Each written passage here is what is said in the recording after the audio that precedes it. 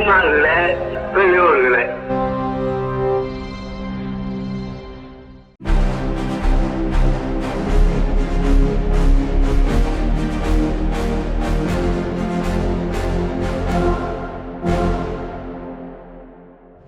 விடுதலை பார்வை நேயர்களுக்கு வணக்கம். முத்தமிழறிஞர் கலைஞரின் 103ஆம் ஆண்டு பிறந்தநாளை முன்னிட்டு திராவிடர் கழக தலைவர் ஆசிரியர் கி. வீரமணி அவர்கள் அறிக்கை விடுத்துள்ளார். அந்த அறிக்கையில் தந்தை பெரியாரின் உருவச் சிலைகளோடு பெரியார் நினைவு சமத்துவபுரங்களை அமைத்து சாதனை படைத்தார்.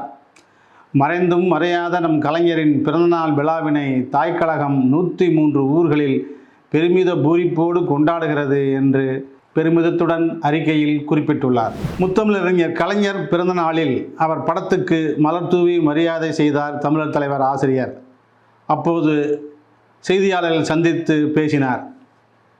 அந்த சந்திப்பில் கலைஞர் பிறந்தநாள் என்பது ஒரு தனி மனிதருடைய பிறந்தநாள் அல்ல, ஒரு தத்துவத்தினுடைய பாதுகாப்பு பீடம் என்றும், முதலமைச்சரின் திருச்சி உரை மற்றவர்களால் முகம் சுளிக்கப்படுவது மட்டுமல்ல, அரசியல் தெளிவுள்ளவர்களால் ஏற்றுக்கொள்ளக்கூடியதும் அல்ல என்று குறிப்பிட்டிருக்கிறார். கலைஞர் என்ற திராவிடம் என்ற ஆலமரத்திற்கு பல ஆண்டுகால வரலாறு உண்டு. நீதி கட்சியில் தொடங்கி திராவிடர் கழகம், திராவிடர் இயக்கம், சுயமரியாதை இயக்கம் என்றெல்லாம் அதற்கு ஒரு பாரம்பரியம் உண்டு. இன்றைக்கு சிலர் நினைக்கிறார்கள் திராவிடம் இல்லாமல் போய்விட்டது, காணாமல் போய்விட்டது என்று அலட்சியமாக நுனிப்புல் மேய்கிறார்கள். திராவிடத்தை ஒருபோதும் அழிக்க முடியாது.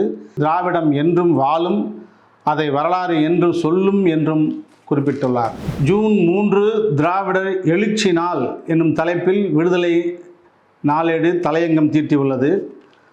அந்த தலையங்கத்தில் திராவிடம் என்பது அரசியல் வெற்றி தோல்விகளால் அழிந்து போகக்கூடியதல்ல, சமத்துவ, சமூக நீதி, பகுத்தறிவு, விடுதலை உணர்வுகளை மக்களிடம் ஆழமாக விதைத்துள்ள இயக்கம், எதுவுமே இல்லாமல் சுழியத்திலிருந்து தொடங்கிய இயக்கம், தொடர் போராட்டம் மட்டுமே நம்மை உயிர்ப்புடன் வைத்திருக்கும் என்பதை உணர்ந்த இயக்கம், ஏராளமான தோல்விகளை கண்டும் துவண்டு விடாத மன உறுதி படைத்த தொண்டர்களை கொண்ட இயக்கம், உரம்பெற்ற தலைவர்களை பெற்ற இயக்கம். அப்படி ஒருவர்தான் முத்தமிழறிஞர் கலைஞர் என்று அந்த தலையங்கத்தில் குறிப்பிடப்பட்டுள்ளது. சிபிஎஸ்இ 12ஆம் வகுப்பு தேர்வில் டிஜிட்டல் விடைத்தாள் மதிப்பீட்டில் முறைகேடு ஏற்பட்டது தொடர்பாக சிபிஎஸ்இ தலைவர் செயலாளர் மாற்றம், விசாரணை நடத்த ஒரு நபர் குழு என்று ஒன்றிய அரசு நடவடிக்கை எடுத்துள்ளது. இந்த நடவடிக்கை ஒரு கண்துடைப்பு நாடகம் என்று விடுதலை குறிப்பிட்டுள்ளது. பிறந்த குடும்பத்திலிருந்து திருமணமான பெண்களை விலக்குவது நியாயமல்ல என்று உச்சநீதிமன்றம் கருத்து தெரிவித்துள்ளது. திராவிடர் எழுச்சி நாள், முத்தமிழறிஞர் கலைஞரின் 103ஆம் பிறந்தநாள் தாய்க்கழகமாம் திராவிடர் கழகத்தின் சார்பில் 4 மாநிலங்களில் 103 பரப்புரை கூட்டங்கள் நடத்துவதாக பட்டியலை விடுதலை நாளேடு வெளியிட்டுள்ளது. கல்வி அமைச்சர் பதவி விலக வேண்டும், இல்லையேல் கரப்பான் பூச்சி ஜனதா கட்சி இயக்கத்தில் இணைவேன், கல்வி மற்றும் சுற்றுச்சூழல் ஆர்வலர் சோனம் வாங்சு வலியுறுத்தல். திருமணம் ஒரு மகளுக்கும் அவளது குடும்பத்திற்கும் இடையிலான பிணைப்பை துண்டிப்பதில்லை. திருமணம் ஆனவர் என்ற காரணத்தை மட்டும் கொண்டு கருணை அடிப்படையில் வழங்கப்படும் அரசு பணியை ஒரு மகளுக்கு மறுக்க முடியாது என்று உச்சநீதிமன்றம் தீர்ப்பளித்துள்ளது என்று விடுதலை நாளேட்டில் செய்தி வெளியிடப்பட்டுள்ளது. முதலமைச்சர் சி. ஜோசப் விஜய் அரசியலமைப்பு நெறிமுறைகளையும் பொறுப்புடைமையையும் காப்பதில் தவறிவிட்டார் என்று திமுகவின் துணை பொதுச் செயலாளர் ஆர். ராசா குற்றம் சாட்டியுள்ளார். உத்தரப்பிரதேசம் தலைநகர் லக்னோவில் 31/5/2026 அன்று நடைபெற்ற அர்ஜக் சங்கத்தின் நிறுவனத்தின் விழாவில் திராவிடர் கழக வெளியுறவுச் செயலாளர் கோ. கருணாநிதி கலந்து கொண்டு உரையாற்றியுள்ளார். அந்த உரையில் தந்தை பெரியார் தொடங்கிய திராவிடர் இயக்கமாம் திராவிடர் கழகம் மனிதநேய கொள்கைகளை அடிப்படையாக கொண்ட இயக்கமாகும்.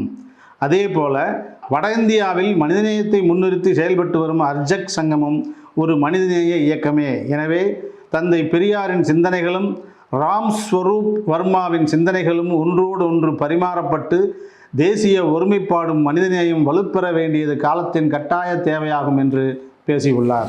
சென்னை தேனாம்பேட்டை அன்பகத்தில் திமுக தலைவர் மு.க. ஸ்டாலின் அவர்கள் தந்தை பெரியார், அறிஞர் அண்ணா, முத்தமிழறிஞர் கலைஞர் ஆகியோர் சிலைகளை திறந்து வைத்து மலர் தூவி மரியாதை செலுத்தினார்.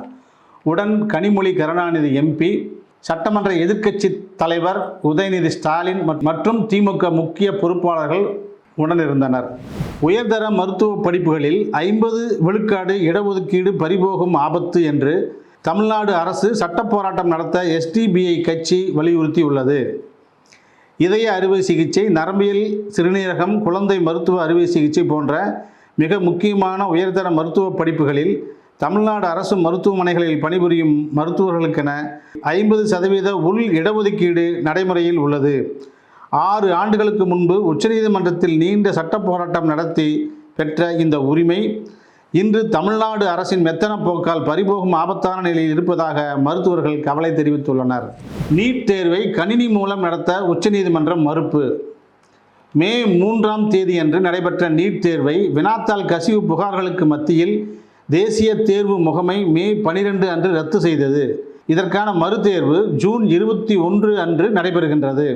இந்நிலையில் இந்த நீட் மறுதேர்வை தற்போதுள்ள பேனா பேப்பர் முறைக்கு பதிலாக கணினி அடிப்படையிலான தேர்வு முறையில் நடத்த தேர்வை நடத்தும் தேசிய தேர்வு முகமைக்கு உத்தரவிடக் கோரி RJD MP சுதாகர் சிங், இந்திய மருத்துவ சங்கத்தின் தேசிய செய்தி தொடர்பாளர் டாக்டர் துருவ் சவுகான் உள்ளிட்டோர் உச்சநீதிமன்றத்தில் தாக்கல் செய்த மனு 1/6/2026 அன்று நீதிபதிகள் PS நரசிம்மா, அரவிந்த்குமார் ஆகியோர் அமர்வு முன்பு விசாரணைக்கு வந்தது.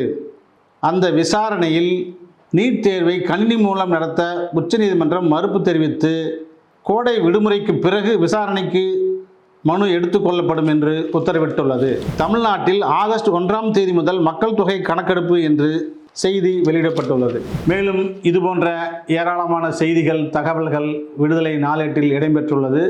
அதை வாசகர்கள் வாசித்து பயன்பெறுமாறு கேட்டுக்கொள்கிறோம். வணக்கம்.